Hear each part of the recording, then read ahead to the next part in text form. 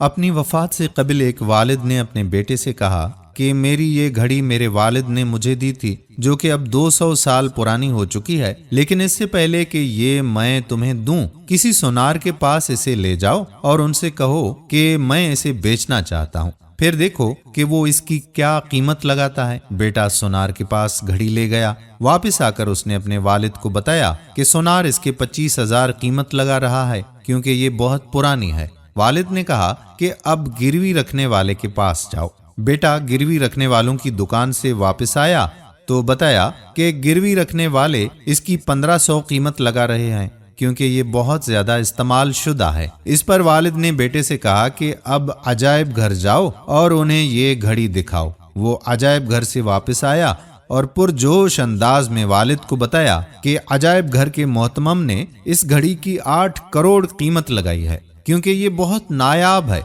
और वो इसे अपने मजमूए में शामिल करना चाहते हैं। इस पर वालिद ने कहा कि मैं तुम्हें सिर्फ ये बताना चाहता हूँ कि सही जगह पर ही तुम्हारी सही कद्र कीमत होगी। अगर गलत जगह पर तुम्हारी बेकदरी हो जाए तो तुम गुस्सा मत होना। सिर्फ वही लोग जो तुम्हारी कद्र कीमत पहचानते हैं वहीं तुम्हें दिल से दाद देने वाले भी होंगे। इसीलिए अपनी कदर पहचानो और ऐसी जगह पर मत रखना जहां तुम्हारी कदर पहचानने वाला कोई नहीं हो।